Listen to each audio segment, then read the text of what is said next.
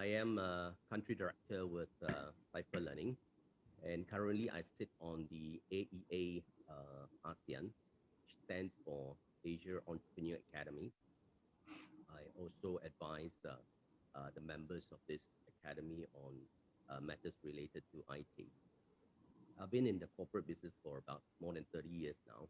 So recently I have been nominated to take on this role with AEA.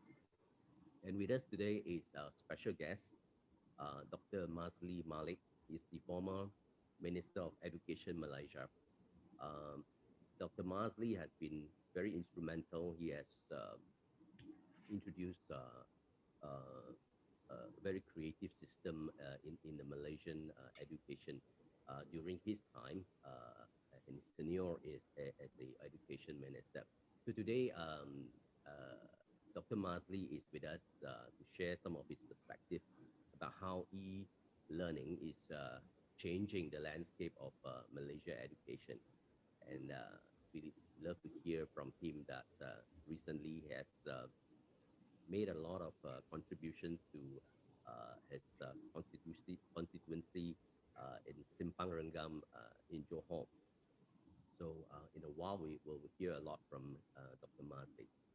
So about this webinar, let me try to explain this webinar.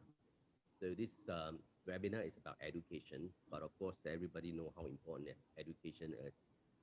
But of course, as a result of this COVID-19, it has changed how different quarters are looking at education. So now we have teachers and students having to adapt to learn from education remotely from home. So as what we will discuss in this webinar, number one is the education change during the pandemic, why teachers need edtech tools, and how e-learning is going to help establish collaboration in a society.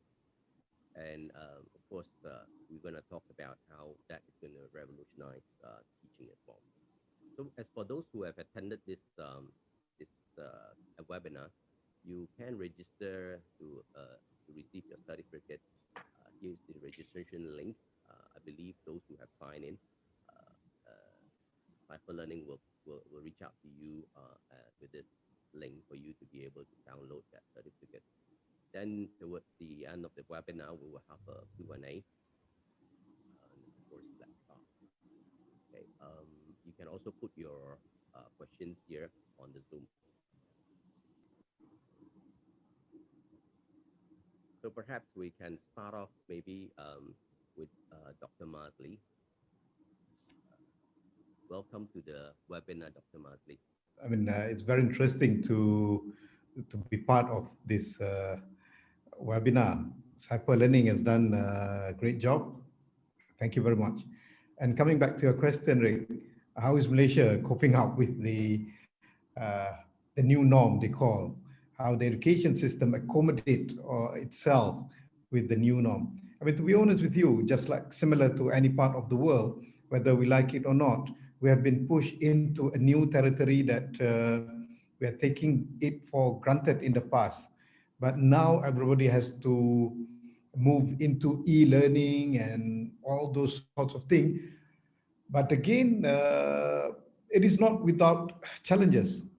To be honest with you, although the ministry and a lot of people talking about the new norm by adapting the e-learning and remote learning, but the reality is there is an issue of digital access to many parts of Malaysia and to many group of Malaysian communities. For example, you're talking about people are talking now about the digital poor, those who don't have access to devices, especially those coming from the less fortunate family that we categorize them as the bottom 40% of the population of B40. And also those who are living in certain areas who has poor or no internet access at all. So that are among the challenges that we are facing now. But again, That is from the student side. But if you look at the educator side as well, we have the problem of the quality of content that we are pushing to the e-learning. At the moment, I think most of the teachers, most of the schools, they're depending a lot on the e-classes. I would say the traditional or the conventional way of having e-classes or online classes, which very tiring. Uh, I mean, especially when you see the ministry is still adhering to the same pedagogy, and number two, the same, hence the same timetable. So you would see teachers need to sit in their online classes like what akin to the time they have spent in the past in the physical classes, which supposed not to be the case, and they're still using the same pedagogy. So here, even after a year, I think at least the Minister of Education should look back on how they should change the pedagogy and the approach, and also the mindset of the teachers, as well as the school leaders, as well as the parents and the students. We cannot have a new approach to education with the same, let me say, content and pedagogy that we had in the past, in the old norm. When we move into the new norms, we should have a total revamp. I could see that would be a major challenge in last year, but after a year, we need to move forward. So quality content is among the challenge, and number two is the training for the teachers. I mean, to be honest with you, teachers need to be trained to get used to this new norm and to get used with this, let me say, new approach towards this new norm. Like I mentioned earlier and repeatedly, it's about the new pedagogy, and it's about a new way we look into education. Because when we move into the e-learning, a lot of other challenges will rise. Among others is how we turn certain, let me say, sentimental element when it comes to education into e-learning. Because, you know, in physical class, there always bonding between teachers and students, between students among themselves, between students and schools and the classroom. So all these sort of things, we need to accommodate them into a new, more inward situation of the subject, which in this case, the students. So it's very unfortunate, Rick, to share with you that in Malaysia at the moment, even after a year, we have not seen a real radical, let me say, radical and innovative changes in the way we approach e-learning. Uh, I'm not sure what is the issue that they're having there, but I think something that need to be changed at the ministry level. Yeah, sorry, Rick. That's that's some truth to it. Even so, as a company, the time that I spent even talking to many folks from the education, I also get this perspective from the educators, people who are chancellors at the management of education. So they share with me these are some of the challenges as well. So maybe the next question we can ask Dr. Masley is probably how do we, move towards a learned society with technology enablement. Perhaps Dr. Masley, some of the advent of technology that you've seen in today's progress of education devices or even gadgets or even IoT, Internet of Things, and how do you see that is going to help change the landscape? Yeah, thank you, Rick. I think the other day we have spent a few hours talking about the learned society, me and Rick. But when I came back, Rick, I started to do some reading and some research. I found that I think we need to change the word learn to learning society. Because looking at this new approach to education in this new norm due to the pandemic, where people getting more inwardness in nature, I think we need to push the idea of continuous learning and learning society, in which the society must continue to learn. It's a continuous, lifelong progress of an individual in the future. Because when we put everything into the early e-learning platform, the way we approach to knowledge, the way we approach to education, whether we like it or not, everybody need to learn new things. I mean, with this e-learning, the lifelong learning, the sustainable learnings, according to the Sustainable Development Goals and whatnot, whether we like it or not, everybody is being pushed to learn new things. I still remember my mom, 78 years old lady, now adapting herself, learning, self-learning herself, self-teaching herself to use a lot of applications on her mobile phone. And she keep learning a lot of new things, but there's a danger of it, in which she just like any other uh, kids who are absorbing everything. I think that's the same case with the older generation when they're open to this new borderless world, new borderless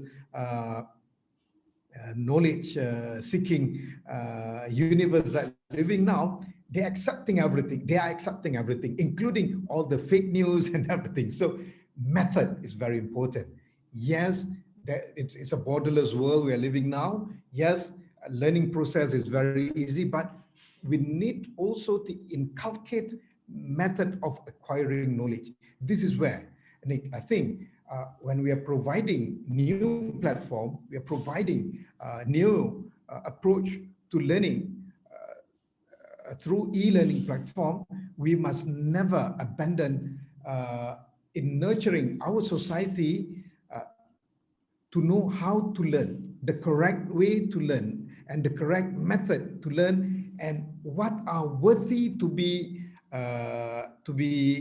acknowledged and to be accepted as knowledge.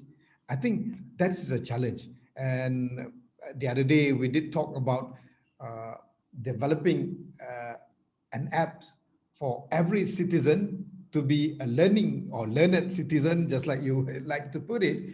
But again, we need to inculcate, we need to embed it with a proper method of acquirement of knowledge, and also the method of filtering what is worth to be learned and what is not worth to be learned. Yeah, I'm Yeah. not sure whether I did answer your question. Yes, yes, Dr. Mazli, you are correct in talking about methods. This is where cipher learning has been approaching this methodology of delivering education using the e-learning platform. So lately, if those who of you are interested to check out how e-learning platform cipher learning provides, we have different platform for different group of users, education, businesses, and even entrepreneurs or operating on a small business. So you can see how we put all things together behind the whole engine, uh, making it very easy at your disposal to use, the technology. All right. So the next question we want to have to talk about here is I hope all of you can hear me. Is the views on how Malaysian education landscape can be enhanced, towards a more collaborative advantage effort for the good of our society. This is talking about how putting all the different interest group together to make that collaboration an effective one. So, Dr. Mazli, maybe we can you can share with us that perspective. I think you earlier mentioned about government as being one of them. and then you have even the teachers, the educators. We'd like to hear maybe you have some others, considerations as well. Thank you. I still remember it when I was in the ministry. Among the most, I mean, among the slogans that I keep repeating and keep promoting it to the public is education is for all, and every education is everybody's responsibility. So uh, then our approach is we want education to be inclusive. Everybody must have their right to quality education. Everybody must be assisted to get access to quality education. Uh, and we must not, and how to achieve that? Everybody has their role, everybody has their responsibility to make sure that all individuals, all citizens, will have an equity access to education. So this is where, Nick, I still remember the other day when I was addressing the government, because now I'm an opposition MP, I was addressing them and said that the responsibility of education is not only on the shoulders of the Ministry of Education, nor the Minister of Education, nor the teachers. I think when we talk about education, is everybody's responsibility. Everybody need to participate. Everybody need to play their role and their part to ensure everybody got educated. This is where the very realm of learning society comes into the picture. And normally when we talk about education, the first thing to come into our mind is the picture of school, Mm, teachers, and students. Yes, but that is not only the process of education. When you talk about education, just like I mentioned earlier, it should be a lifelong process. This is where I still remember when I was talking to the Minister of Information and Minister of Multimedia. I told him that he then shares the same responsibility to educate the citizen as myself as the Minister of Education then. So not only that, in Malaysia, we also have Ministry of Rural Development. I told them, I said that they should play their part. They should ensure that all those citizens living in rural places have the equal access, have the equity to quality education like those who are living in urban area. Hence, they need to make sure that the internet coverage to all rural places must be there. Because at the end of the day, whether we like it or not, in these coming years, education will dominate the sphere of internet. So the same goes with the Ministry of Women Affairs and Children Affairs. I told them that we need together and we cannot work in silo anymore. The same thing goes to the non-governmental organizations and the business sectors. We must work together because at the end of the day, if we have learned, just like you mentioned it, or learning citizens, it will benefit the market itself. It will benefit the businesses. It will benefit the industries. And in order to produce quality, educated, and learning individuals, they must be part of this education process, or what I would like to coin it as the education crusade. So everybody must get involved. I still remember then, Nick, when I was trying to promote values in Malaysian education, I said that values must not only be taught in the classroom. It should expand it beyond the four walls of the classroom, where we need to spread all those good positive vibes through our internet, through our WhatsApp, through our Facebook. We need more and more of public service announcements, which carry a lot of good value education in the form of short videos, short movies, songs, and advertisement, billboards everywhere.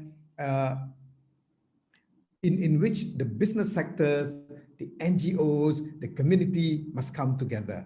So this is where I think the mantra of education is for all, and it's it's everybody's responsibility, must be not only celebrated, but must be part of our lifestyle, not only in Malaysia, but throughout the world. Thank you, thank you. That's very good. That's really good. So finally, I think we can get one more last perspective from Dr. Masley. Is where do you see, you know, e-learning in, you know, in the higher education, you know, itself? What do you see would be the impact of e-learning towards the higher education? I think when you were Minister of Education, you were responsible for both you know, Ministry of Education as well as also Ministry of Higher Education. So perhaps during that stint, it would have given you a lot of views, you know, from your perspective, how you look at how higher education e-learning can have that impact towards that area. Maybe we can hear from you again. That is the future. That is the future of higher learning education. You're talking about e-learning. It is the future of higher education. This is where in the parliament last year, I did voice out to the Minister of Higher Education that whether we like it or not, we must cooperate and collaborate with everybody.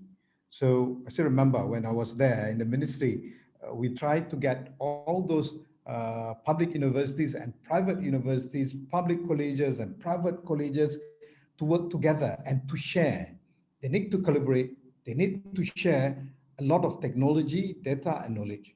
And when it comes to e-learning, you would see, as an example, in Malaysia, you would see some ODL status universities or online distance learning universities like Open University Malaysia, like ASU, and few others. They are far ahead in compared to other universities, including the public universities. Why? Because they are well equipped, because that's their forte, and because they have a lot of experts there, unlike other universities, including private universities. So rather than competing each other, I think they need to collaborate and cooperate. Everybody has their strength, everybody have their weakness, but if they synergize, they can complement each other. And not only that, as I remember, in the parliament, I told the ministry 3 times that our universities need to collaborate with universities abroad. As I remember last year, when we were having the first lockdown, I spent numerous hours joining the free online courses in Durham University, my alma mater,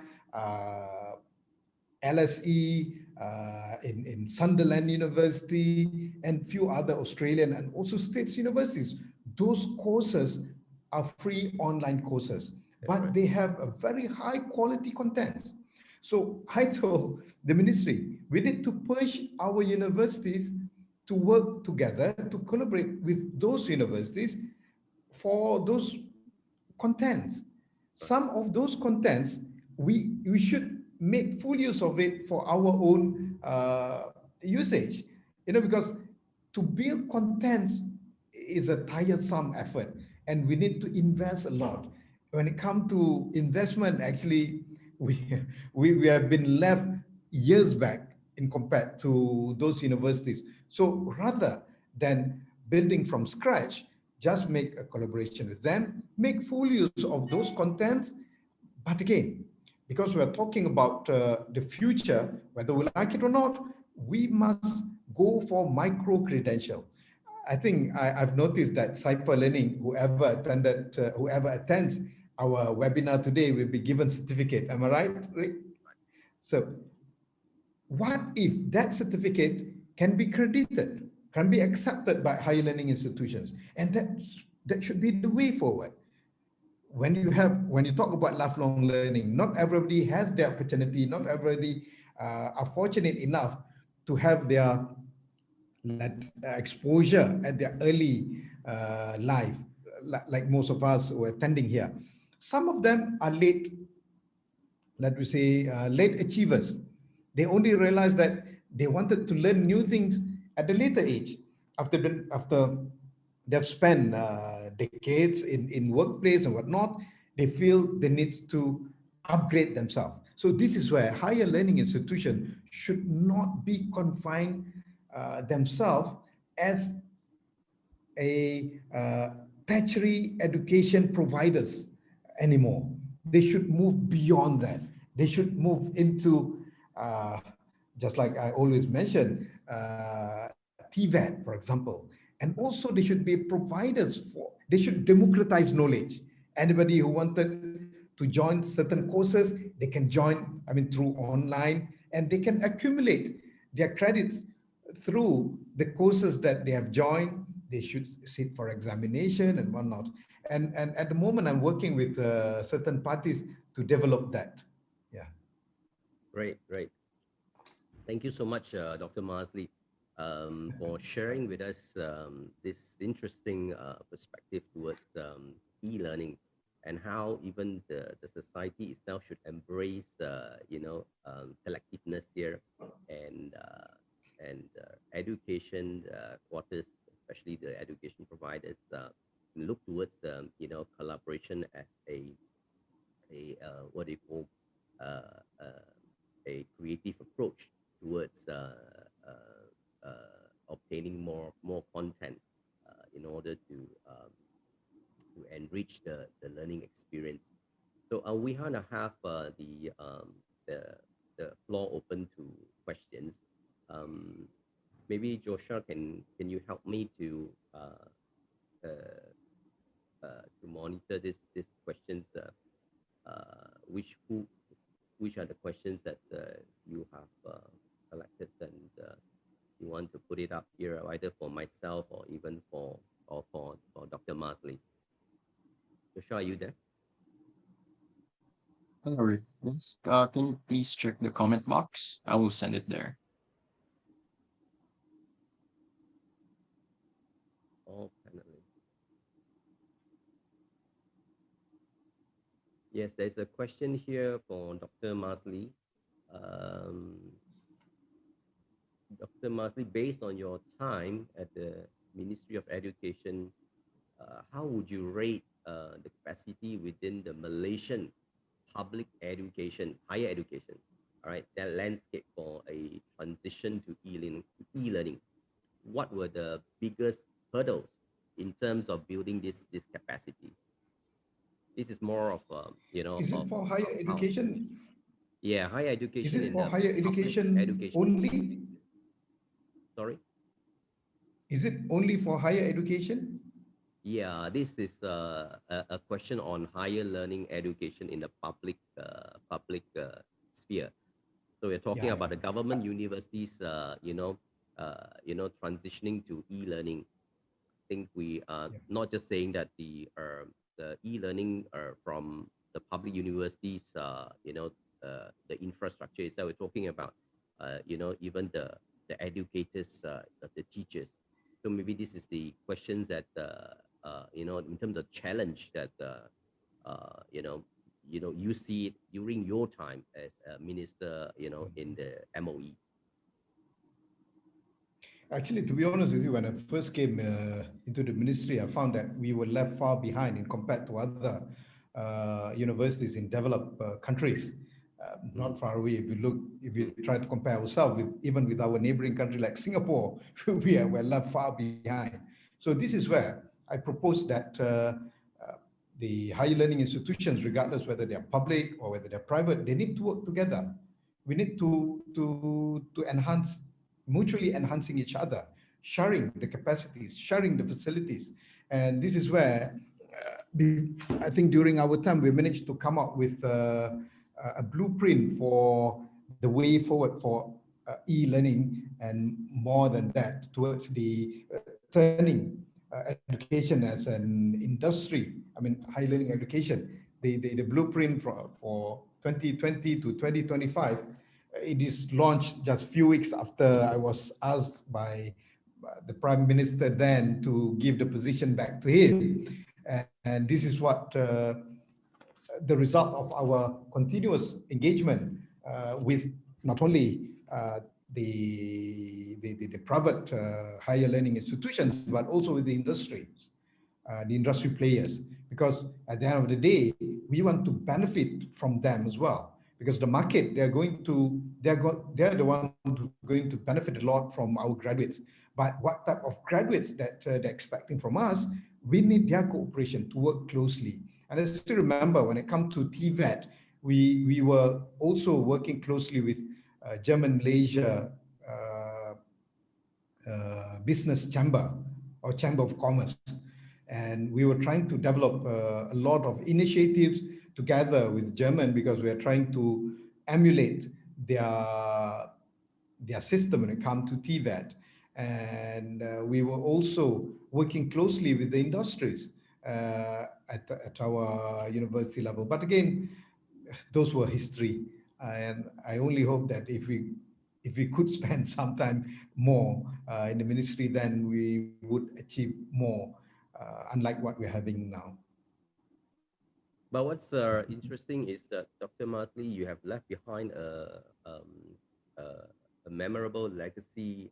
Even I think that blueprint of yours, when I saw that just now, it still stands because we are still at 2021. So your blueprint is still valid. Yeah. Well, now the next question we have for Dr. Masley again is how to use that, e-learning in early childhood education. So we know that children will be, young children would be, it's a challenge for them to sit in front of a screen to learn.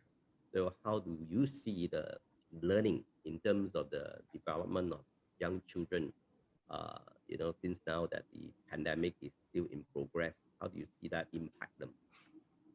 Perhaps, yeah, to be honest with you, just like I mentioned earlier, education is everybody's responsibility. It's not only the responsibility of schools. Because why we are only focusing on the conventional e-learning way in which people are sitting in front of the laptop, or kids sitting in front of the laptop and watching their teachers who's trying to teach them also through the laptop, because that is the very not primitive, that is a very conventional approach towards e-learning or distance learning or open learning. In this new norm, I think we need to educate also not only the teachers, but also the parents. Parents must play their role at home during this pandemic period on how to compensate the hours that the teachers couldn't spend with their children. Because you're talking about early childhood education, they need more personal touch rather than electronic touch. But again, it's not only the classes, but also the contents. Again, I'm coming back to the issue of contents. This is where I think, if you notice, BBC, for example, they have certain channels. I'm not talking about programs, I'm talking about channels specifically dedicated for toddlers, for infants, and even for babies.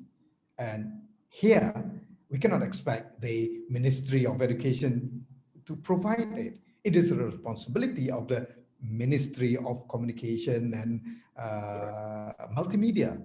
They should come out with it. And it's very unfortunate in Malaysia. It has been a year. I still remember, even when I was in the parliament, I even told the minister then, I said that education, especially for early childhood education, is also under the pejorative, under the responsibility of your ministry. But I don't know, they thought by having one or two kids programs is sufficient. No, it's not sufficient. It's not enough. And having only one TV pendidikan, or what they call as educational educational channel for standard 1 until form 5 is not enough. I mean, we're talking about early childhood education, whether we like it or not. The kids, they absorb a lot from the telly. And this is where high quality content for the kids, from babies towards standard 1, must be prepared for them. And I mean, to ask them to sit in front of the computer screen, listening to the teachers teaching, it would be unfair for both teachers and also the kids and also the parents. So this is where I think, just like I mentioned earlier, parents should play their role. The Ministry of Information must come out with channels, not programs, channels for the kids, for the toddlers, for the infants, and they must be of the high quality programs.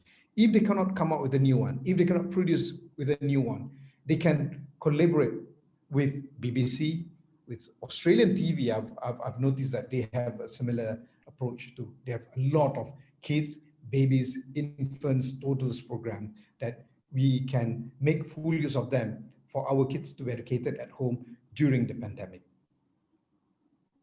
All right. We have, I think we're gonna have two more questions. Just that will be almost the, towards the end of the session.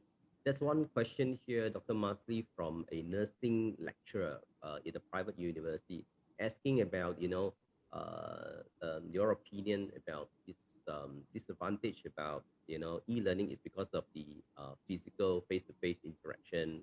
There are hands-on skill that is required in that learning. So how do you see that, in terms of that, maintaining a balanced course here? Uh, Even I get that sort of question, but let's hear from your side. What do you think? Okay, to be honest with you, uh, not all specializations can be turned into ODL method. Mm, There are certain courses that you need physical classes: dentistry, nursing, medicine. I mean, yes, you can make use of virtual reality, whatever. You can make use of all those technology in the internet available. But again, they're not the same. You need people to be there. So with strict SOP, with not only strict SOP, with certain advanced, let we say, approach and pedagogy, we must turn it into a blended learning. I yeah. mean, for those courses that need people to come and to learn physically, there must be a more blended approach towards those courses, in which they need to attend the physical and practical courses, especially those in clinical years. And also when it comes to, let us say, mechanical courses, they also need to be conducted in a physical manner. But again, with strict SOPs. That's right. There's a what is this next question you have?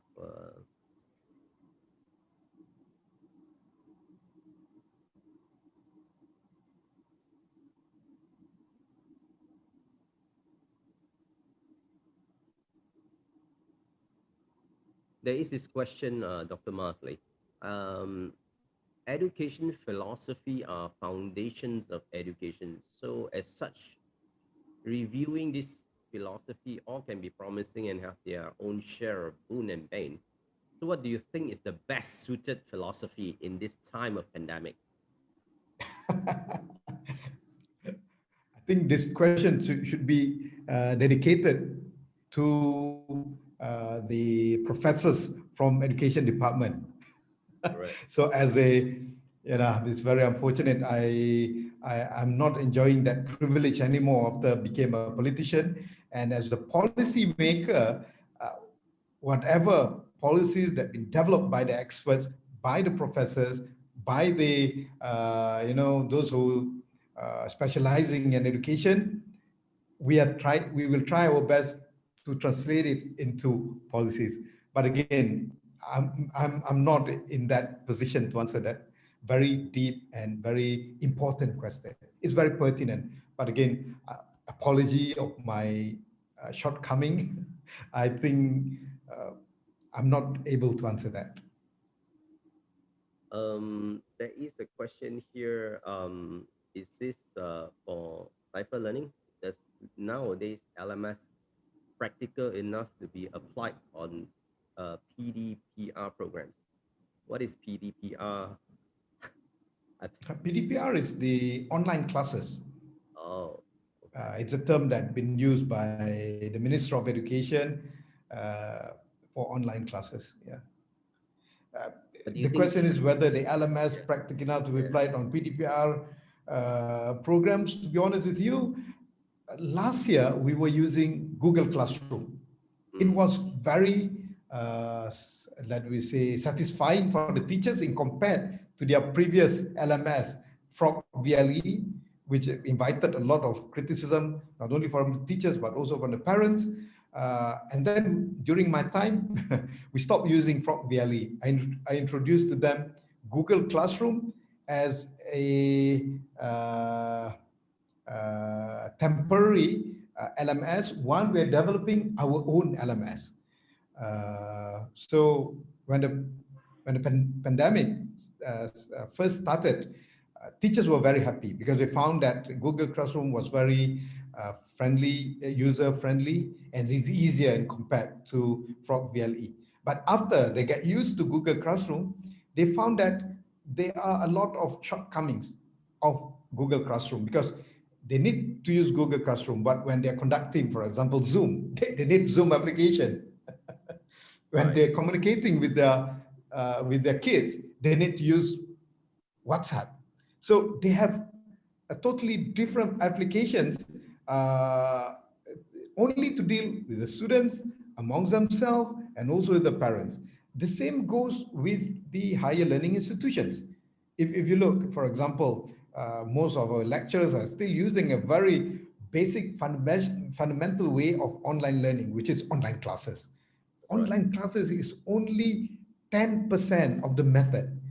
We have a lot other methods for e-learning. This is where I keep pushing them. Uh, uh, I keep reminding the ministry that they need to produce high quality content. But coming back to the schools, this is where I think whether schools or higher learning institution, they need one, let we say, comprehensive mobile phone apps that could be used uh, for everything, for messaging, for webinar, not webinar, for meetings, and also for the classes and for the LMS. At the moment, we have yet to have that.